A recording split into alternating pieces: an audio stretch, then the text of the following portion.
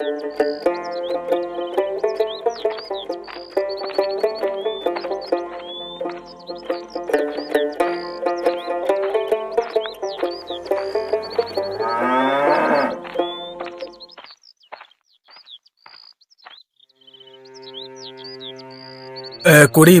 শুনলি তো গত রাতে আবার গ্রামে পুলিশ ঢুকেছিল।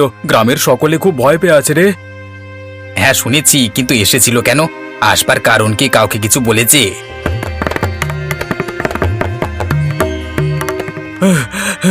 আরে শোন শোন, জঙ্গলের জঙ্গলের ওপারটাতে এক জায়গায় মাটির নিচে চুল্লি বানিয়ে মাংস পোড়াচ্ছে। সেই মাংস বাইরে বিক্রি করা হচ্ছে রে। এই ব্যবসা চলছে গত কয়েক মাস ধরে। মাটির নিচে মাংস পোড়াচ্ছে? এসব আবার কি আজে বাজে কাজ করছে? আর এসব করছে কে? শফিক চাচা আর তার ছেলেরা। কেউ এতদিন বুঝতেই পারিনি বাইরের কিছু লোকজনও এর সাথে জড়িত আছে নাকি। তাই নাকি? এইসব ব্যাপার স্যাপার এতদিন আমরা কেউ কিছু টের পেলাম না, কিন্তু পুলিশ জানলো কিভাবে? ওদের দল থেকেই কেউ একজন খবর দিয়েছে। তবে দেখবি এই কাণ্ড জানাজানি হলে শফিক চাচাদের দিন শেষ। ওদের মস্তানিতে সারা গ্রাম তটস্থ থাকে, সব কিছুতেই ওদের জোর জুলুম চলে। তুই খারাপ কিছু বলিসনি, কিন্তু একটা কথা কি বুঝতে পারছিস তোরা? এতে গ্রামের কতটা বদনাম হবে। আমরা সবাই মিলে এই গ্রামটাকে এত সুন্দর করে গুছিয়ে রাখতে চাই, আর শফিক চাচার এই সমস্ত কাজকর্ম বাইরে ফাঁস হয়ে গেলে এই গ্রামকে নিয়ে সবার কি ধারণা হবে সেটা ভাব একবার। সত্যি এই শফিক চাচার জন্য আমরা সবাই ভুগবো মনে হচ্ছে। কি রে, এত তাড়াতাড়ি ফিরে এলি যে আজ? এরই মধ্যে মাঠের কাজ শেষ হয়ে গেল? কাজ শেষ হয়নি মা, ভয়ঙ্কর ঘটনা ঘটেছে গ্রামে। কি ঘটনা ঘটলো আবার? রোজই তো কিছু না কিছু শুনি, আজ আবার নতুন কি ঘটলো?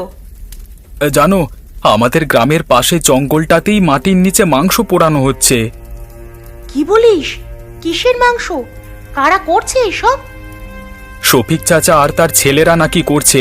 বাইরের কিছু লোকেও জড়িয়ে আছে। মাটির নিচে চুল্লি বানিয়ে মাংস পোড়ায়, তারপর বাইরে গিয়ে বিক্রি করে। আর পুরোটা করে চলেছে গোপনে। এতদিন পর্যন্ত গ্রামের কেউ সেভাবে টেরই পায়নি। কালকে রাতে পুলিশ পড়েছিল, তারপর গিয়ে সমস্ত কিছু জানা গেছে। এ কি, শফিক ভাই আবার এসব বেআইনি কাজে নামলো? এতদিন তো বেশ ভালো পথেই চলছিল, এবার মাটির নিচে মাংস পোড়ানো। গ্রামের সম্মান তো একদম ধুলোয় মিশে যাবে। হ্যাঁ মা, এই ব্যবসা জানাজানি হলে পুলিশও ছাড়বে না। গ্রামের মানুষের মাথায় হাত পড়ে যাবে। এসব ব্যবসা কখনো ভালো হয় না, অন্যায় করলেই তার শাস্তি পেতে হয়।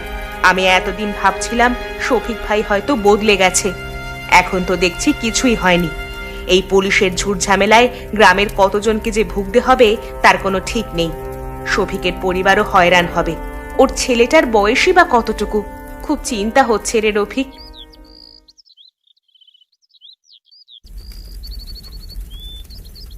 আব্বা, এই কাজটা করা ঠিক হচ্ছে তো? লোকজন টের পেলে কিন্তু আমাদের বিপদে পড়তে হবে।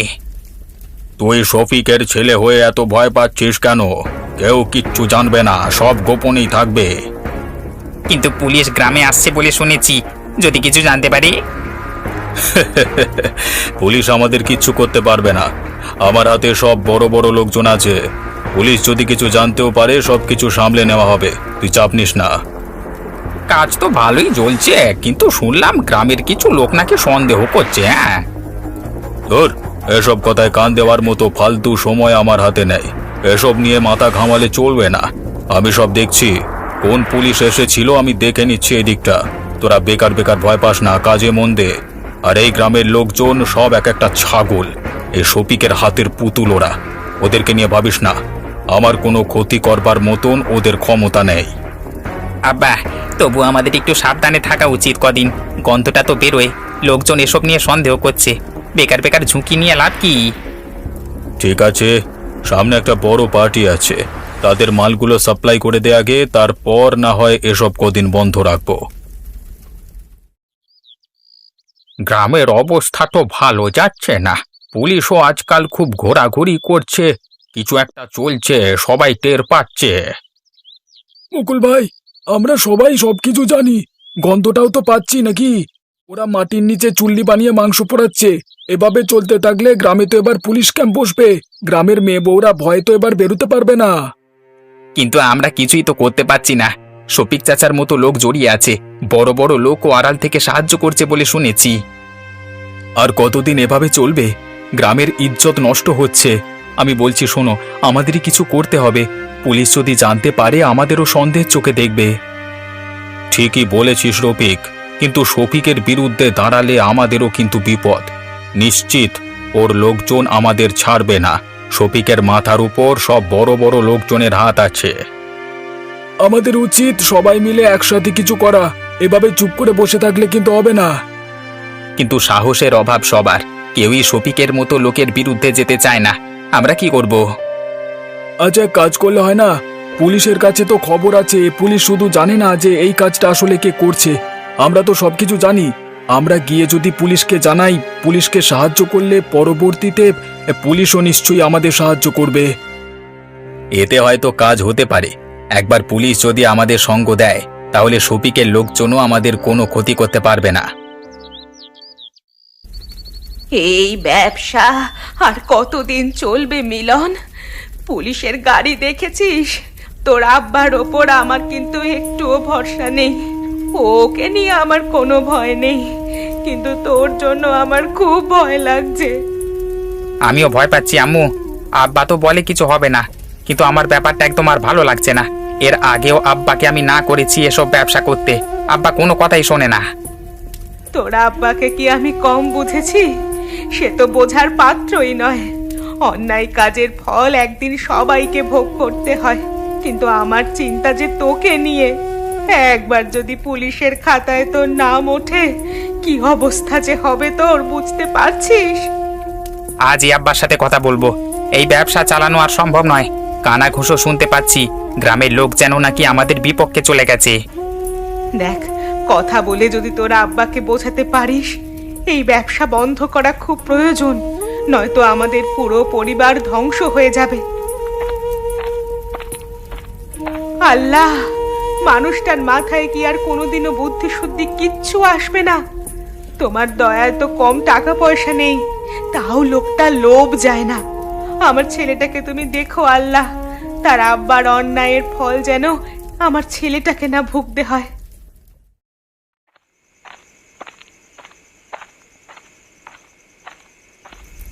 আব্বা, আর কতদিন তোমার এই কাজ চলবে? আজ গ্রামে অনেক কথা উঠছে, পুলিশ আমাদের দিকে নজর রাখছে। চুপ! তুই জানিস না আমি কি করছি? এসব ব্যবসায় ধরা পড়বার সুযোগ কম। সবকিছু ঠিক মতো চললে কেউ কিচ্ছু জানবে না। কিন্তু আব্বা, তুমি কি বুঝতে পারছো না? এই পোড়া মাংসের গন্ধই আমাদেরকে ধরিয়ে দেবে। গ্রামের সবাই এই গন্ধ পেয়েছে। তোমার কি মনে হয় তুমি এই গন্ধটা আটকাতে পারবে? এসব বেআইনি কাজ বন্ধ করো আব্বা। মিলন ঠিকই বলেছে শফিক ভাই। আজকে কিছু পুলিশকে দেখেছি, আমাদের কাজ বন্ধ করতে হবে কিছুদিনের জন্য। এই ব্যবসা বন্ধ করব? এত বড় সুযোগ ছেড়ে দেব? তোদের ধারণা আছে এই কাজে কত মুনাফা হয় আমাদের? আর এই কাজ তো শুধু একা আমি করছি না, আমাদের উপরে আরো লোকজন আছে।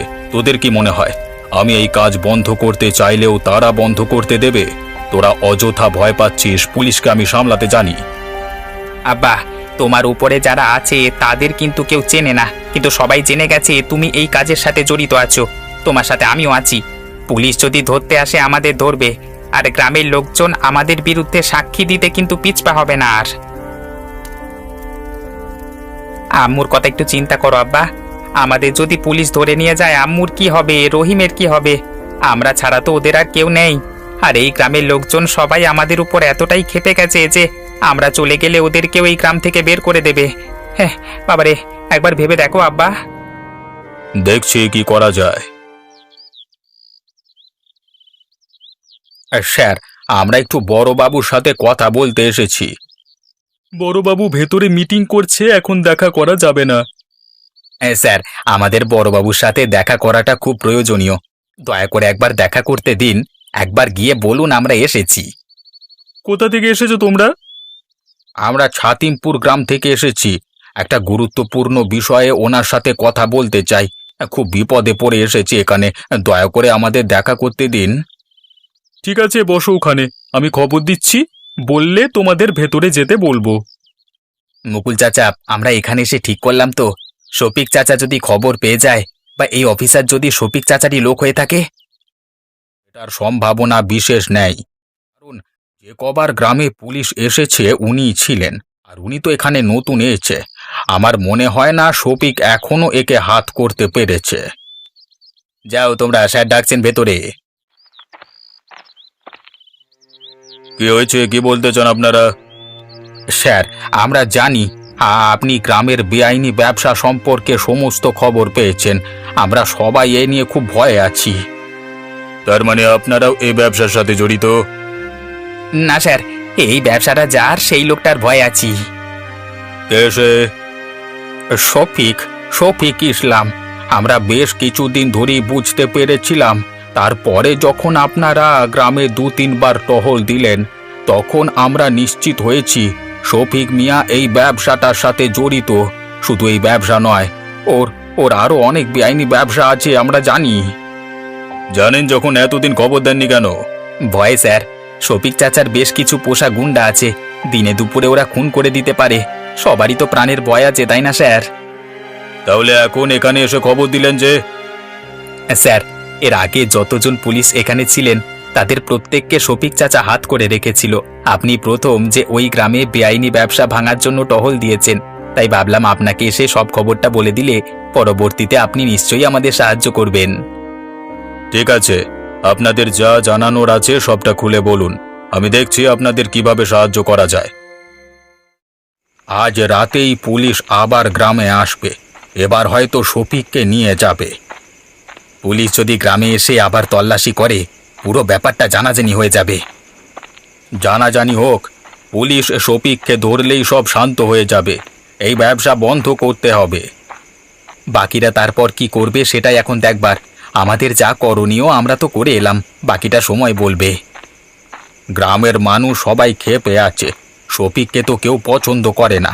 তবে আমার চিন্তা হচ্ছে গ্রামবাসীদের ক্ষোভ শফিকের বউ আর ছোট ছেলেটার উপর গিয়ে না পড়ে।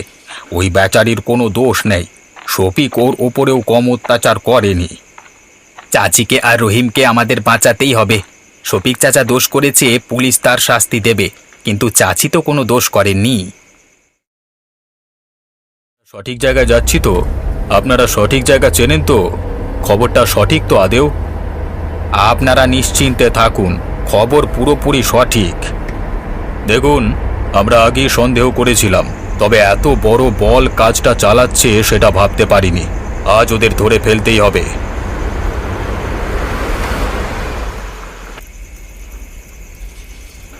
পুলিশ এদিকে কি করছে? আমি তোমাকে বলেছিলাম না আব্বা, এই ব্যবসা বন্ধ করো। এবার ধরা পড়ে যাব মনে হয় আমরা। শফিক ভাই, দেরি হলে বড় বিপদ হয়ে যাবে। এখনই পালাতে হবে আমাদের। না, পালাবো না। কিছুই প্রমাণ করতে পারবো না, সব কিছু লোকানো আছে। শফিক, অনেক দিন ধরে তোমার বিরুদ্ধে অভিযোগ জমা হচ্ছে। আজকে সমস্ত প্রমাণ হাতে পেয়েছি। এবার আর পালানোর উপায় নেই। আমরা তোমাকে গ্রেফতার করছি। কিসের অভিযোগ? আর আমাকে গ্রেপ্তার করতে এসেছেন যে আপনারা? আপনাদের হাতে কি প্রমাণ আছে? পুলিশকে তার কাজ শিখিও না শফিক। আজ আমরা যথেষ্ট প্রমাণ নিয়েই তোমাকে গ্রেপ্তার করতে এসেছি। কিসের প্রমাণ? তোমরা কিছুই প্রমাণ করতে পারবে না। এই মাটির নিচে বানানো চুল্লি, পোড়া মাংসের গন্ধ, সব প্রমাণ, সব ধরা পড়েছে এতদিনে। আর চিন্তা করো না, তোমার বিরুদ্ধে সাক্ষীও রয়েছে যথেষ্ট। কার এত বড় সাহস আমার বিরুদ্ধে সাক্ষী দেবে? তার কৈফিয়ত তোমাকে দিতে আমরা বাধ্য নই। যেখানে দরকার সেখানে দেব, অনেক হয়েছে। এবার চলো। দেখলে তো আব্বু, আজকে আমার কথা বা আম্মুর কথা শুনলে পরে এই দিনটা আসতো না। তুমি কোনোদিনও কারোর কথা শোনো না। তুই চিন্তা করিস না বেটা, খুব বেশিক্ষণ আমাকে জেলে থাকতে হবে না। আমার উপরেও অনেক লোকজন আছে, তারাই আমাদের বের করবে। তারপর আমি দেখছি এই গ্রামে কার কত বড় সাহস। দয়া করে চুপ করো এবার। তুমি অনেক করেছো, আর করো না। অন্য কেউ যদি না থাকে আমি সাক্ষী দেব। আম্মুর জন্য অন্তত পক্ষে এটুকু আমি করব। চলো চলো, অনেক কথা হয়ে গেছে, বাকি কথা থানায় গিয়ে হবে।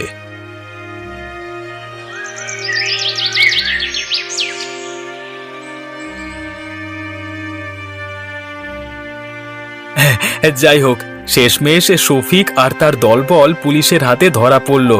এতদিন যা হচ্ছিল তাই নিয়ে সবাই আমরা খুব ভয়ে ছিলাম। হ্যাঁ, কিন্তু আমাদের গ্রামের ওপর যে কলঙ্ক পড়েছে তা কি মুছে যাবে এত সহজে?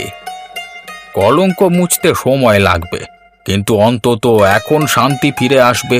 এই অবৈধ কাজ চলতে থাকলে গ্রাম আরো বিপদে পড়তো। বিপদের হাত থেকে আমরা মুক্তি পেয়েছি। গ্রামে এরকম চলতে থাকলে কাকে পুলিশ কখন গ্রেপ্তার করে নিয়ে যেত তার কোনো ঠিক ছিল না। এবার অন্তত আমরা সবাই শান্তিতে থাকতে পারবো। হ্যাঁ, কিন্তু শফিক চাচাকে এভাবে যেতে দেখে খারাপ লাগছে। সেই ছোট থেকে শফিক চাচাকে দেখছি।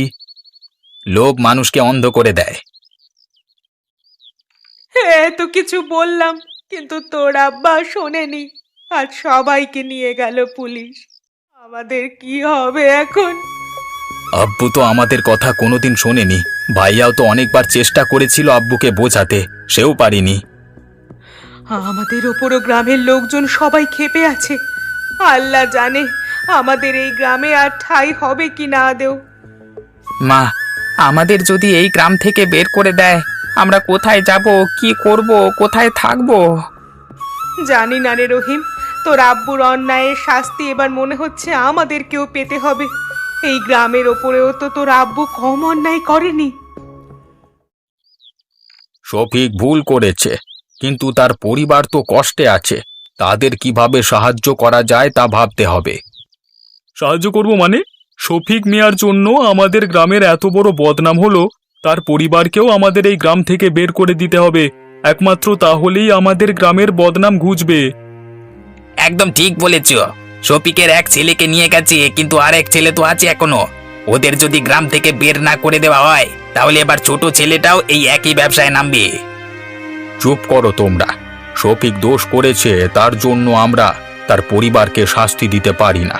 হ্যাঁ, আমি মানছি যে এই গ্রামের বদনাম হয়েছে, কিন্তু শফিকের পরিবারকে আমরা যদি গ্রাম থেকে বের করে দিই, তাহলে এই গ্রামের বদনাম আরও বাড়বে। ওদের যদি কিছু হয়ে যায় তাহলে সেই দায় কিন্তু আমাদেরই থাকবে। আমরা যেমন এই গ্রাম থেকে বেআইনি ব্যবসা সরিয়েছি, তেমন এখন শফিকের পরিবারের প্রতি আমাদের কিছু কর্তব্য আছে। হ্যাঁ, আমিও একমত। শফিকের পরিবারের প্রতি আমাদের একটা দায়িত্ব আছে। তারা তো আর ব্যবসার অংশ ছিল না। শফিকের জন্য ওদের পুরো পরিবারকে দোষারোপ করা যাবে না। ওরাও চেষ্টা করেছিল শফিকের এই ব্যবসা বন্ধ করতে। এখন আমরা যদি তাদের পাশে না থাকি তাহলে তারা খুব বিপদে পড়বে। আমাদের উচিত তাদের পুনরায় কাজ শুরু করতে সাহায্য করা। সবাই যদি একসঙ্গে থাকে তাহলে গ্রাম শান্তিতে থাকবে। আজ কতদিন পর মনে হচ্ছে সবকিছু ঠিকঠাক হচ্ছে। গ্রামের সবাই আবার আগের মতো শান্তিতে আছে। হ্যাঁ, আব্বু যা করেছে তার জন্য আমি লজ্জিত, কিন্তু আপনাদের সাহায্যে আমাদের পরিবার নতুনভাবে বাঁচতে শিখেছে। আমরা তো সবাই একই পরিবার। ভুল করলে যেমন শাস্তি দিতে হবে, তেমন যে কোনো বিপদে একসাথেও থাকতে হবে। তোর বাবা তার শাস্তি পেয়েছে, কিন্তু তোরও তো নতুন করে শুরু করবার অধিকার আছে। আপনারা না থাকলে হয়তো আমরা আর এই গ্রামে থাকতেই পারতাম না। আমাদেরকে এই গ্রাম ছেড়ে চলে যেতে হতো।